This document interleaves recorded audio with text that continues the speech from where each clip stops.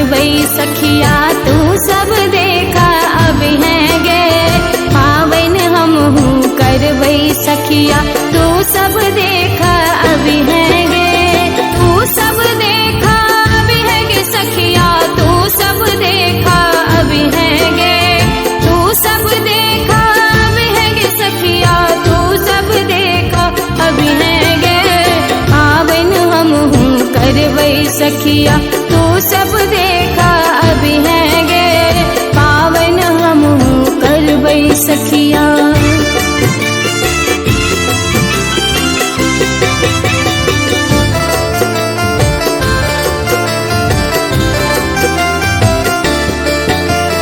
अम्मा सुहागिन आंगन निपतिन तू सब देखा अब हैं गे। चाची सुहागिन अरपन लिखतिन तू सब से नूर लगब हैं गे।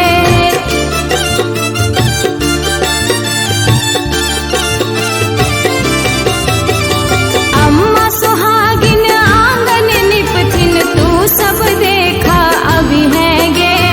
चाची सुहागिन अरपन लिखतिन तू सब से नूर लगब हैं गे। सोलह सिंगार करी हम सखिया कोहबर बिसहर लिखबई गे। सोलह सिंगार करी हम सखिया कोहबर बिसहर लिखबई गे।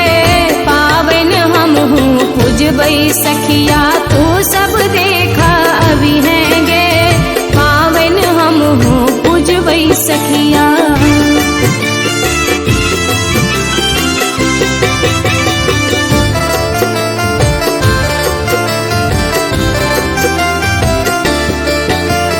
दीदी सुहागिन गौर बने थिन तू सब मांग लगब हैं गे। सासु सुहागिन भार पठौथिन तू सब देखा अब हैं गे।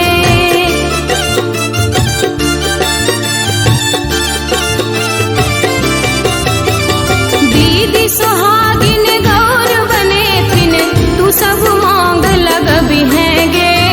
सासु सुहागिन सब देखा अब हैं गे। लाल से नूर चढ़ा का बहिना गौरी पूजन करबई गे। लाल से नूर चढ़ा का बहिना गौरी पूजन करबई गे।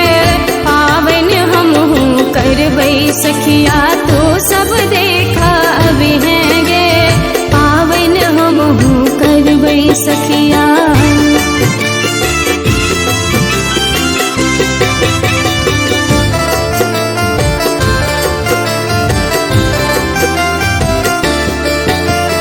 जे किछु देखी है मन में रखी है तू सब किछ ने बजी हैं गे। मधुश्रावणी में झाजिए दिन तू सब खूब खिसी अब हैं गे।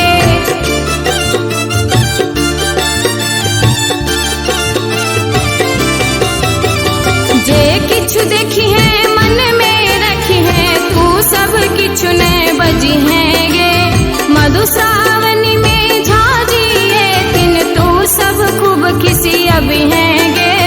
पानक पात सटे में दगथिन अमर सुहाग बने थिन है। पानक पात सटे में दगथिन अमर सुहाग बने थिन। पावन हमहू करबई सखिया